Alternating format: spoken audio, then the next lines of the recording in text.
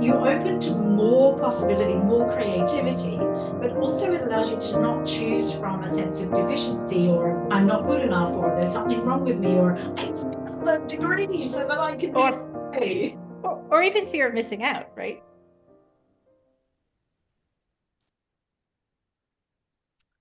Hello, I'm Angela Philp. And I'm Carolyn Gibson, and welcome to the World Beyond Resilience podcast. Angela and I are really excited today because we have a topic that we both feel really passionately about, which is one that we often talk about with organizations, but we almost never talk about with individuals. And Yeah, that's vision.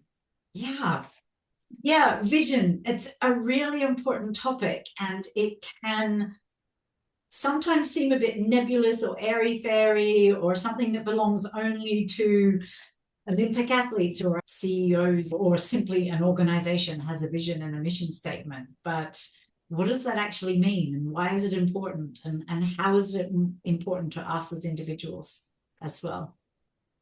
It's an Yeah, important and topic to explore.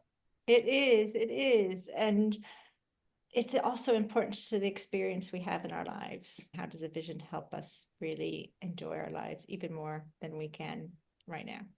Yeah, and it's a really core element of the world beyond resilience. If we want to get out of struggle and back into right effort, then we need to have something pulling us forward. I use that metaphor of the river, and the river's flowing towards the sea. If the river wasn't flowing anywhere, it'd be dried up all over the place. And so the importance of vision in augmenting and amplifying a powerful creative experience of life, that vision's really important in there for that because it gives us more choice. It allows us to not be at effect of circumstances because we know what's pulling us forward. You've got something where it's leading you, it's pulling you, and so you get to make the choice of what you're going to say no to, right? Because you don't know what to say no to if you're not clear on what it is you want and what's pulling you forward and why that's important. It's funny that you talk about this now and that we just happen to be talking about vision today because I had to make some choices today about what I want to be doing in the next 2 to 3 months. And I've got so many different projects on, and which I'm all really excited about, and they're really, really cool. And for me, it was like, well, what is my vision for my life for this next few months? And how does these different pieces fit into it? How can I prioritize? And it just made me think, actually, if I do all this, I'm going to have a really bad experience and I won't get to the place that I want to get to. Um, but I don't necessarily have to say that's what vision does. I don't necessarily have to say no to them all. I just have to understand what my possibilities are with them. Right. So I went and said, okay, well, I want to do these 2 courses, but I can't possibly fit in 2 courses. And I probably won't get as much out of them if I do them in this order. Can I ask them if I can postpone? Do they have another course? Is there another way to get the same experience? So I was starting to generate different ideas that allowed me then to go, okay, now I feel more comfortable because I know I have some options. I love that. And especially because what you've just spoken to, I hear very often in conversation, and very often we make our choices. Particularly, you used training courses and that, but very often, and women, I hear saying, I need another course. And it's not coming from the vision of what is the experience I want to have of my life, which is a question I've asked you, I ask myself, and I ask my other clients, what experience do you want to have? What's the vision for your life? And when you're choosing from there, then your choices, like you said, are more powerful and you're open to more possibility, more creativity, but also it allows you to not choose from a sense of deficiency or I'm not good enough or there's something wrong with me or I need to get a degree so that I can be Or okay. or even fear of missing out, right? Yeah, yeah. Oh gosh, that's both of our thing. Like I can't say no to this, I won't be there. Yeah. Yeah. You get to cultivate JOMO, the joy of missing out. Yeah, yeah, absolutely. Yeah, and I think that that's why in in the general resilience conversation, they are talking about having a vision, but given that resilience is based on always overcoming and dealing with the next obstacle, there's not a lot of room within that paradigm for vision. And so vision is really what will lead you into the beyond resilient mindset, where you can have all of your creativity.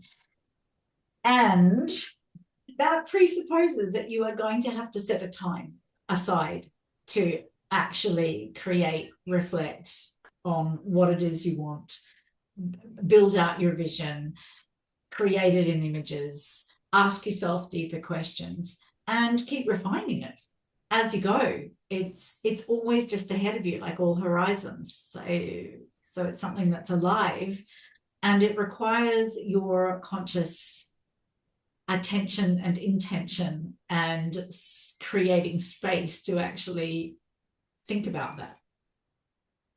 I'm glad we're getting into the nuts and bolts of that, because one of the hardest things is, for organizations and for people, is like setting aside the time to do it, but also what is that process of doing it? I know you have this great guide that you share with people around what is it that they can do at the end of the year to prepare for the vision for the next year. My experience with that is it's just continually evolving, and I have to be coming back to it often. And sometimes my vision is very piecemeal. It's only a bit of the picture, but at least when I'm coming back to it, that bit gets refined a little bit. And then I come back to it in another month or so, and that other bit gets refined. And I think we put so much pressure on ourselves, especially again as women, that it has to be this beautiful final product, that it has to be, we have to know all the answers. And that's not the whole purpose at all, is it?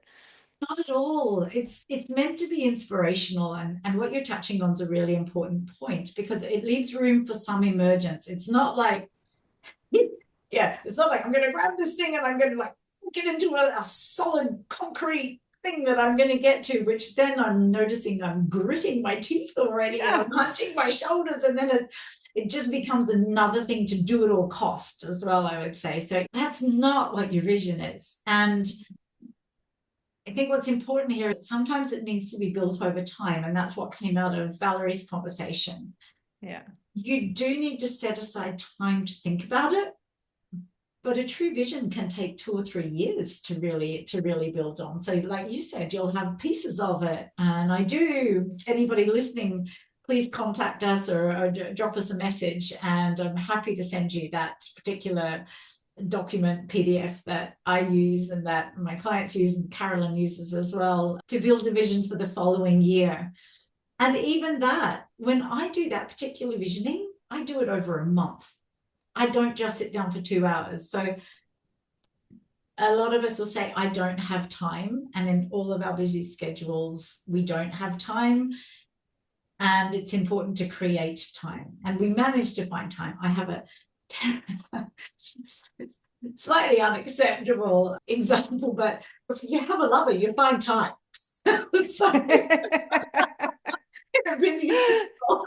Yeah. It's all about your priorities. But I think that's the thing, is like, you don't want to look at it as a task to get done. You want to look at it as something that's fun and inspirational and something you want to do, right? And sometimes you're not in that mood. So you need to just find the times. And the other thing that's super important, ties us back to the beginning of this conversation, is that all of a sudden you realize you're reacting rather than looking forward to what you really want.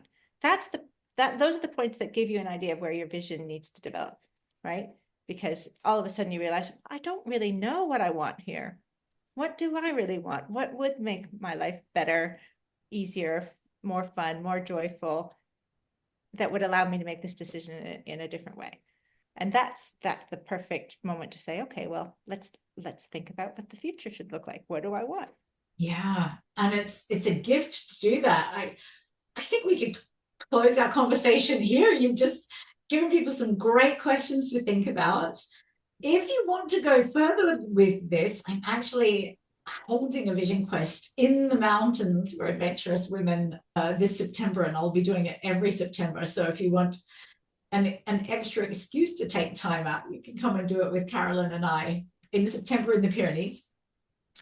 But otherwise, yeah, listen to the questions that Carolyn just reflected on and take some time. If not a whole day, which I do suggest, then take 15 minutes. Take the word take, that's a resilient word in itself. What about create the space?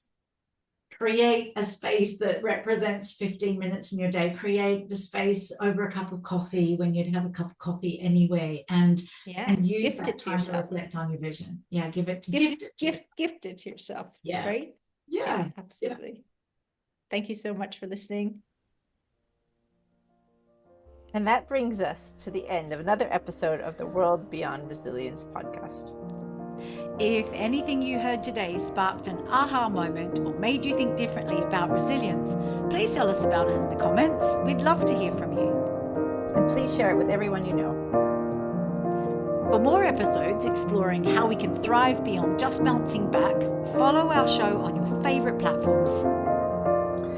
So we absolutely love this topic, and we can see the possibility for this to create really powerful, vibrant, prosperous change in organizations and systems. So if this conversation interests you and you start to feel that spark as well, and you think it would be useful for yourself or within your organization, feel free to get in contact. And of course, we have additional resources and deeper dives into all the topics we discuss on our website, which is worldbeyondresilience.com. So until next time, remember, there's a whole world of possibilities beyond just being resilient. Take care.